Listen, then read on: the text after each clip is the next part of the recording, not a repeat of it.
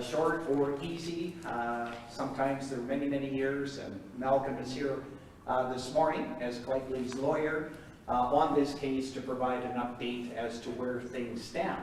So with that introduction, unless I've forgotten anything, councillors and Joe, I would turn it over to Mr. Malcolm McPherson from the firm of Clark Wilson to provide you with an update on where things stand. Malcolm? Good morning, and thank you for joining us at the Lheidli T'enneh House of Ancestors Conference Centre. Firstly, I'd like to offer condolences to the Seymour family and the Lheidli T'enneh Nation as they lost an elder March 21st of this year. As you can tell from my description just now of where we are gathered, the Lheidli T'enneh have great reverence for their ancestors. These ancestors occupied Prince George and the territory of the Lheidli T'enneh since the beginning of time.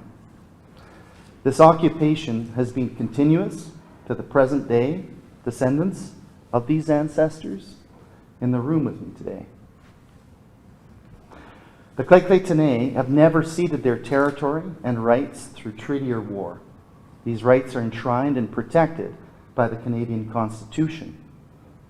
Over a year ago today, the BC government adopted into law the principles outlined in the United Nations Declaration on the Rights of Indigenous People, or UNDRIP as it is known.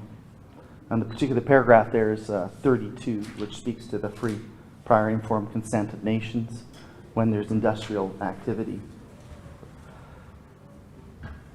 Likewise, in December of 2020, the federal Liberal government introduced similar legislation, and that's Bill C-15, that will begin the process of bringing Canadian law into alignment with UNDRIP.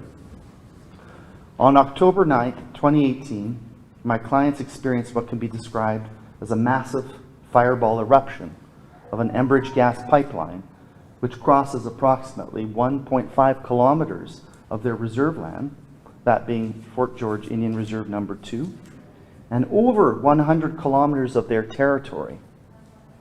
The incendiary blast and resulting fireball was terrifying. The Lheidli T'enneh experienced what they describe as pandemonium on the day of the explosion.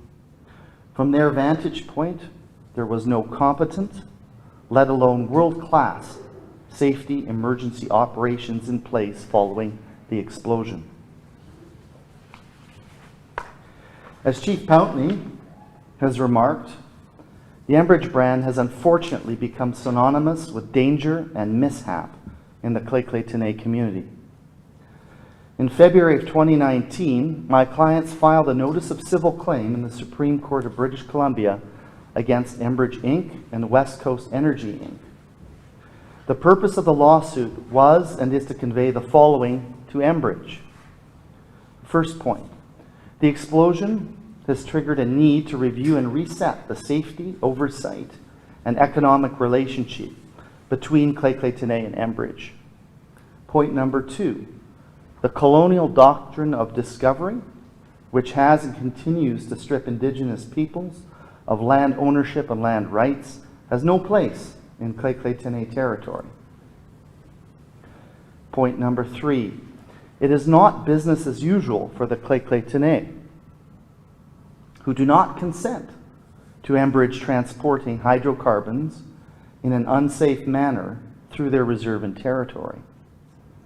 Point number four, the Lheidli T'enneh are landlords, or in the alternative, at a minimum, co-landlords of the lands upon which Enbridge runs its pipelines and need to be treated as such.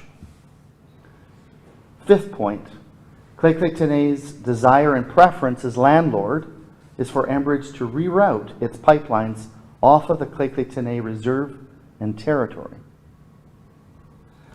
Discussions were recently held between the parties at Enbridge's request to see if a negotiated agreement could resolve the grievances set out and actions requested in the lawsuit. Those discussions did not bear fruit. As a result, my firm Clark Wilson and I have been instructed to advance litigation without further delay. In the interim, the Lheidli T'enneh will be meeting with their Indigenous neighbors to share with them the very serious concerns they have about Enbridge's ability to safely transport hydrocarbons through Indigenous reserves and territory. For example, since Enbridge deferred pipeline remediation and following the explosion of the pipeline on October 9th of 2018, Enbridge has continued to erode Lheidli T'enneh's confidence in Enbridge's ability to safely transport hydrocarbons. Since the explosion, there have been the following reported incidents and concerns raised as widely reported in the media. So I'll just go through a brief chronology. So on December 15th, 2018, a gas pipeline exploded in Smith County, Tennessee. On January 21st, 2019, near Summerfield, Ohio, Enbridge's Texas Eastern gas pipeline exploded. 2 residents were injured, while fire crews were sent to fight secondary fires. Lost in the explosion were 3 homes, 2 barns, and an outbuilding. On August 1st, 2019, an Enbridge gas pipeline explosion in Kentucky resulted in the death of a 58-year-old woman and the hospitalization of 5 people. June 25th, 2020, a Michigan Circuit Court issued a temporary restraining order requiring Enbridge to shut down Line 5 through the Straits of Mackinac. October 9th, 2020, an oil spill occurred in Youngstown, Alberta at an Enbridge pump station. November 13th, 2020, Michigan Governor Gretchen Whitmer and Director Eichinger of the Department of Natural Resources notified Enbridge they were revoking Enbridge's right to operate in the Straits of Mackinac. The reason they provided was because Enbridge had, in their words, repeatedly violated the terms of its easement by failing to support the pipeline safely, and in the event of an oil spill into the Great Lakes, it would be, quote-unquote, catastrophic to the economy and way of life. For these reasons and those previously raised today, the Lheidli T'enneh are for obvious reasons justified in holding the concerns they have about Enbridge. Enbridge has not, in the view of the Lheidli T'enneh, demonstrated it can competently and safely deliver hydrocarbons, a message that they believe should resonate in the right-thinking boardrooms of Texas and Calgary. As a result, today marks the beginning of what Lheidli T'enneh has coined the Tell the Indigenous Neighbors campaign. I will now take any questions that you may have. Thank you. Excuse my voice. Thanks very much, Malcolm. And we would welcome questions. I will ask just before we turn to questions. Council has asked Malcolm to answer all the tough questions, but if Council had anything you would like to say prior to Malcolm taking questions, I would welcome you to do so. Hearing none, very good. Cheryl. Hi.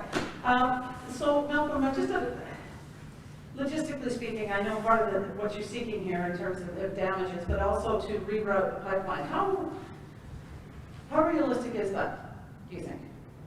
All things are possible. It's a question of cost, and it would certainly be costly to Enbridge to reroute.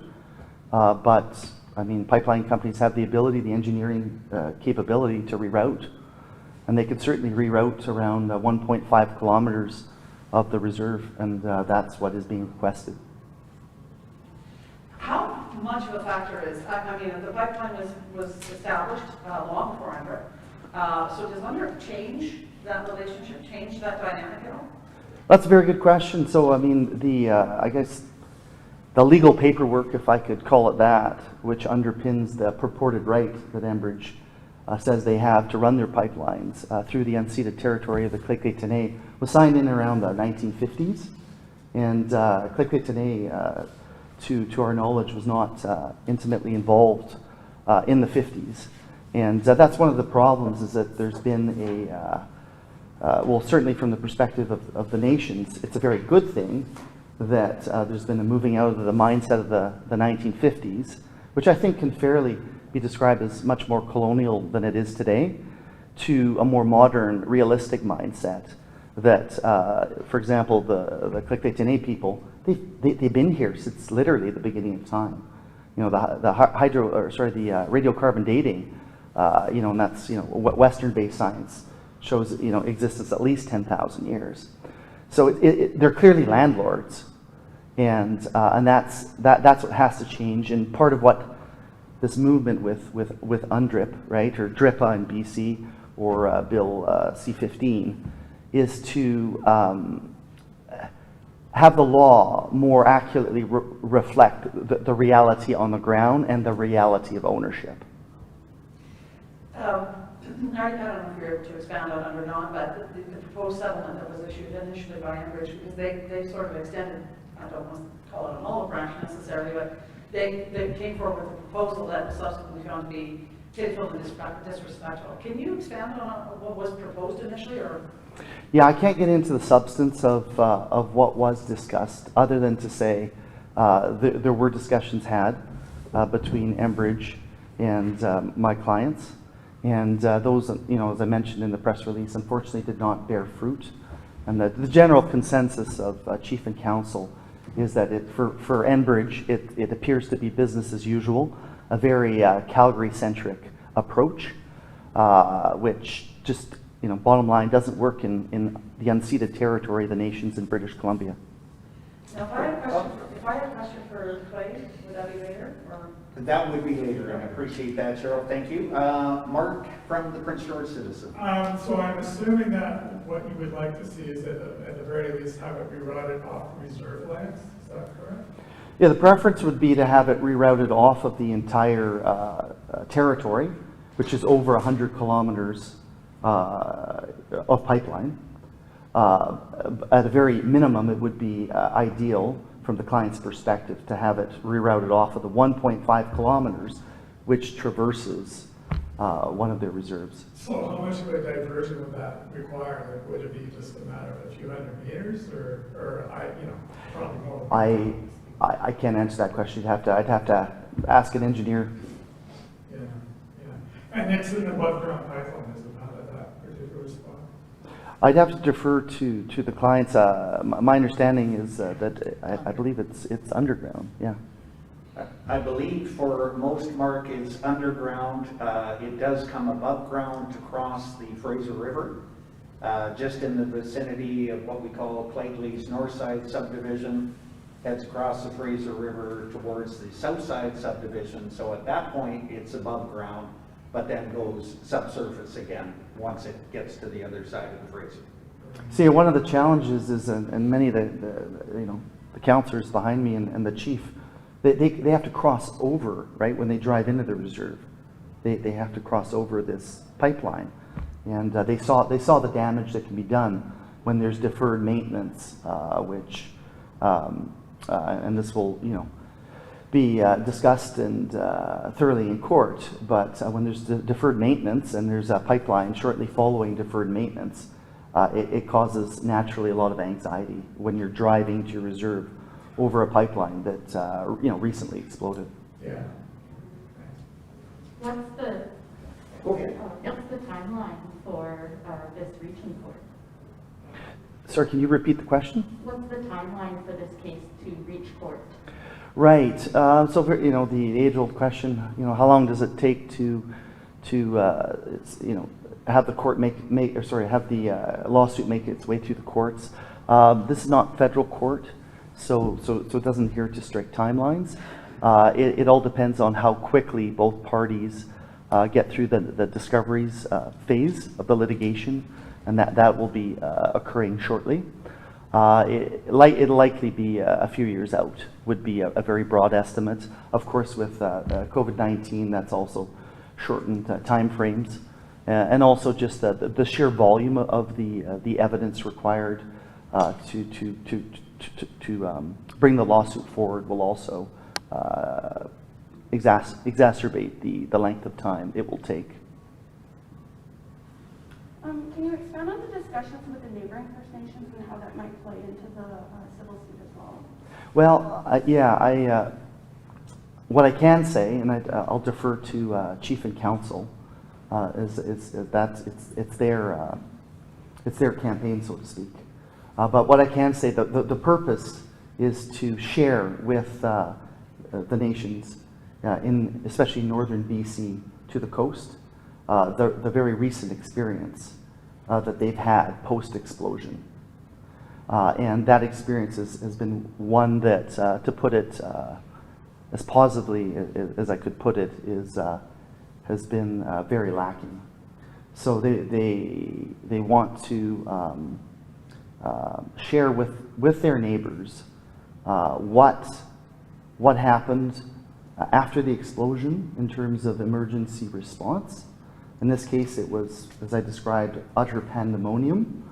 And then they also want to relay the practical dealings with Enbridge to their neighbors, so that their neighbors, should Enbridge ever knock on their doors, will at least have the benefit of that input. More questions?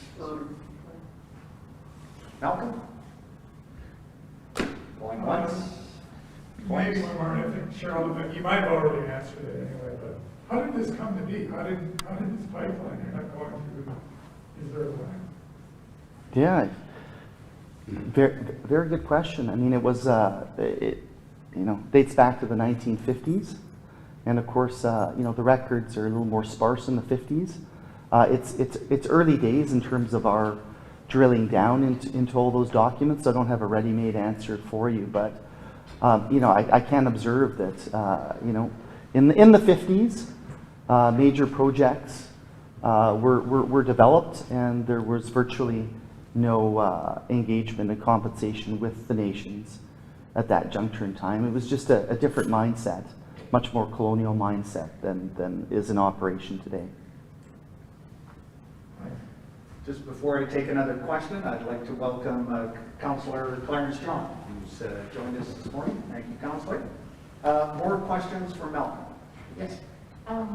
You've spoken about wanting to have the pipeline moved off of reserve land and off of the nation's land. What other sort of damages are being sought in this case? Very good question. So in this case, very broadly speaking, there'd be damages in connection with trespass, negligence, and nuisance. So yeah, one has to understand that the nation is, in this instance, had a pipeline which recently exploded, hoisted upon them in the 1950s with virtually no engagement. And they drive across a buried pipeline which exploded in 2018. They see in the news that a 58-year-old woman died in Kentucky after that explosion. So they don't exactly have great assurances that their nation and their people are safe. And on top of that, so they wrestle, or they sleep with this burden of these hydrocarbons, these voluminous hydrocarbons going through over 100 kilometers of their territory and through their reserve. I mean, what if someone's hunting in their traditional territory and the pipeline explodes? What if the pipeline explodes in the heart of the reserve next time? Right, exploded about 500 meters west of the reserve boundary. So it could have exploded on the reserve. And to add insult to injury, there's virtually no compensation. And yet, UNDRIP and DRIPA in modern day thinking leads us all to realize that they're the landlords.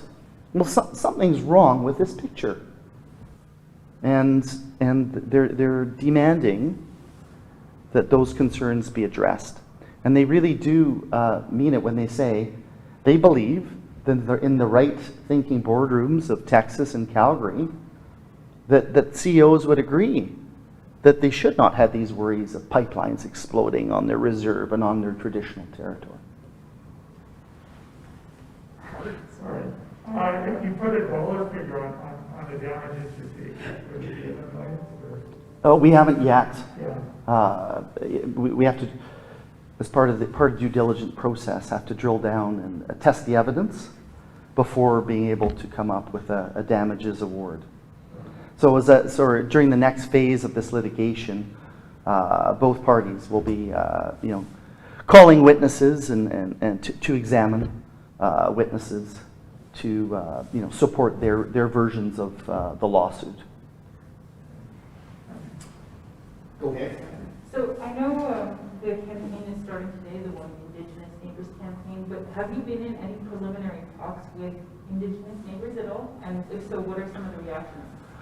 Well, that's a very good question. So, I mean, to put it into context, Chief and Council behind me, right, are related to most of the communities westward to the coast, right? It's a tight-knit Indigenous community. So everyone has cousins that are living on other reserves or friends. So everyone talks. So that's the first thing. But in terms of feedback, unfortunately for Enbridge, it's on the public record. They've had a tough go with their brand in British Columbia, especially with respect to the coast. So rather than ask me, I would encourage you to maybe ask ex-chief, it was Chief Councillor Ellis Ross, who's a BC MLA and who was at Lheidli. He could give you a good answer on what the community pulse and feeling is about the Enbridge brand. Or you could reach out to the office of the Wet'suwet'en. They could also give you their perspective and views on how engagement with Enbridge has occurred over the years. Great. Any last questions? Don't be afraid. We got time. Maybe for Clay. What we'll ask, Mark, is we'll take any more questions for Malcolm, given that we have members viewing our Facebook feed live, and then you can do the follow-up interviews afterwards. So this will be the last call for questions for Malcolm, and then he too will agree to one-on-ones. Going once, twice, I don't see any hands up. So thank you, Malcolm, on behalf of council and the members for your update, and members viewing in from home on Facebook Live. Thank you for your time this morning. And with that, I think we can say have a good rest of the day to all, and thanks everybody for coming. Goodbye.